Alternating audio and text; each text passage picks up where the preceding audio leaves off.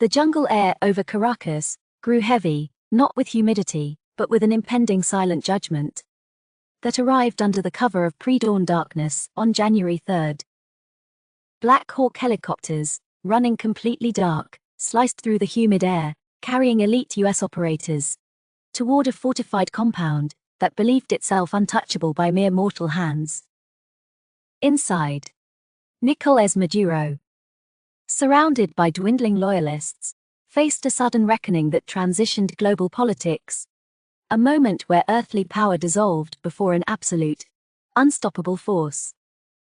The breach was explosive and surgical. Within minutes, the man who claimed divine right to rule over Venezuela was bound in zip ties on a cold tile floor. This was not just a military extraction. It was viewed by many as the inevitable descent of a higher moral gavel upon a regime built on long suffering. For years, the cries of the Venezuelan people echoed in a void, their prayers for deliverance seemingly unanswered amidst starvation, hyperinflation, and brutal state-sponsored repression. Maduro had long used religious rhetoric to shield his authority, painting his socialist revolution as a divine mission, while his people fled a man-made, inescapable hell. Yet, history suggests a profound truth. Regimes built upon the systematic denial of human dignity often face a catastrophic collapse that feels almost scriptural in its nature. The United States military became the unexpected sword in this drama, executing Operation Absolute Resolve with a precision that shattered years of entrenched, defiant authoritarianism. As news broke, shockwaves rippled through global capitals, silencing allies in Havana and Moscow, who suddenly realized their own shields of sovereignty were dangerously paper-thin. Images of a disheveled Maduro, stripped of his presidential sash and military fatigues, broadcast a powerful message about the ultimate fragility of unchecked temporal power. It served as a stark, modern parable, suggesting that the arc of the moral universe, while long, eventually bends toward justice, and sometimes it bends violently. In the barrios of Caracas, fear mixed with cautious elation as a populace battered by years of hardship dared to believe their long suffocating nightmare was ending. This event sent a chilling, undeniable signal to other entrenched dictatorships across the globe. There are no sanctuaries left when the scales of ultimate justice finally tip. To understand the magnitude of this sudden collapse, we must first examine the intricate machinery of oppression that sustained Maduro's regime, long past its natural expiration date. The foundation of Maduro's power rested on a complex web of military loyalty and systemic corruption that transformed the nation's immense oil wealth into a private treasury for a select few. By systematically dismantling every democratic institution, the regime created a vacuum where only the most ruthless could thrive, leaving the honest to languish in the shadow of state-sponsored greed and fear. High-ranking generals, known collectively as the Cartel of the Suns, orchestrated a massive narcotics empire, ensuring their continued support for the presidency remained fueled by billions of untraceable, illicit drug dollars. This systemic rot was not merely political. It represented a profound spiritual collapse, where the sacred duty of leadership was sacrificed on the altar of personal gain and absolute, unyielding control. As the elite dined in guarded mansions, the streets of Caracas became scenes of desperation, where the innocent suffered while the socialist revolution enriched those who facilitated the regime's brutal survival. The fatherland card became a weapon of absolute control, allowing the state to monitor every citizen and reward political submission with meager food rations, effectively starving anyone who dared to speak out. Digital surveillance and domestic spying turned neighbors against one another, creating a culture of paranoia that mirrored the Dark Ages, where survival depended entirely on one's public devotion to the party.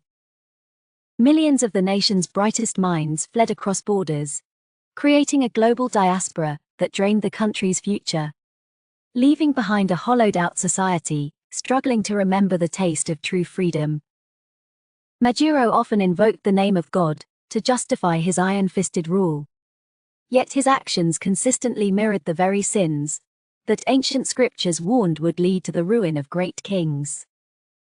The economy collapsed into a chaotic black market, where the US dollar became the secret savior of the desperate. Mocking the regime's constant, vitriolic anti-imperialist rhetoric with every clandestine transaction. Behind the political theater, the illegal gold mines of the Orinoco became scenes of horrific violence, where the environment and human souls were equally ravaged for the benefit of the ruling elite. International support from distant autocracies provided a temporary shield. But these alliances were built on shifting geopolitical sands, offering no real sanctuary once the scales of ultimate justice finally began tipping. Inside clandestine churches, whispered prayers for deliverance grew into a roar, echoing the belief that no dictator can outrun the final righteous reckoning that history eventually demands from every oppressive regime. The Miraflores Palace had become a gilded cage, insulated from reality, until the sound of American rotors on January 3 signaled that the time for earthly accountability had finally and irrevocably arrived. As the military chain of command fractured under the weight of the sudden strike, the world witnessed the collapse of a system that believed itself eternal, but was fundamentally built on dust. Handcuffed and blindfolded, the man who once commanded millions was ushered into a waiting aircraft, his departure marking the symbolic end of a regime that defied both man and the heavens.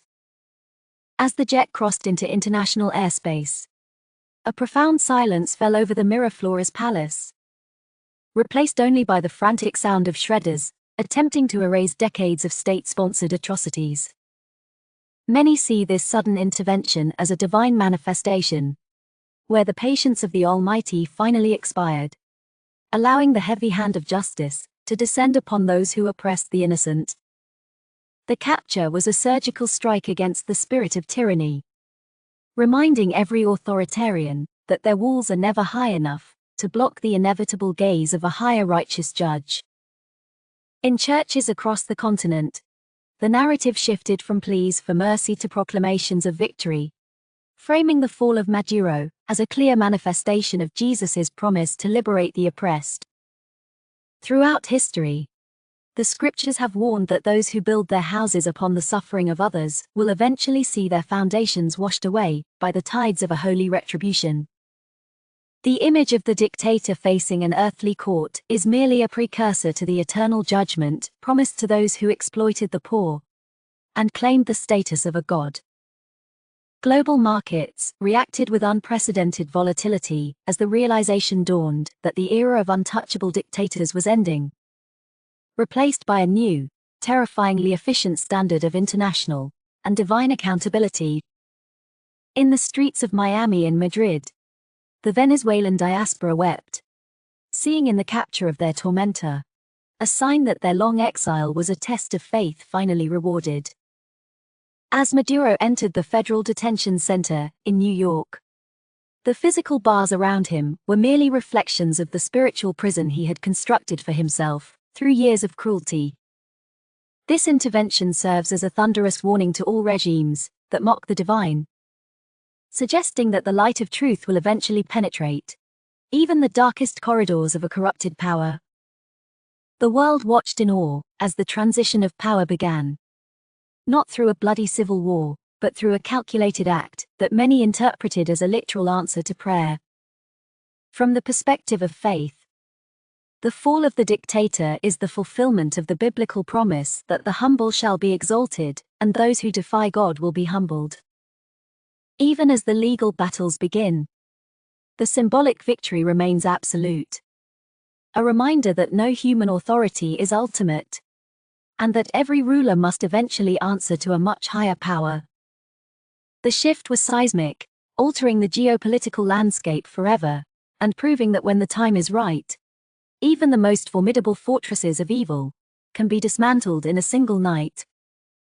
The liberation of Venezuela's spirit begins not with a change in governance, but with a profound realization that the chains of fear have finally been shattered by an act of higher providence.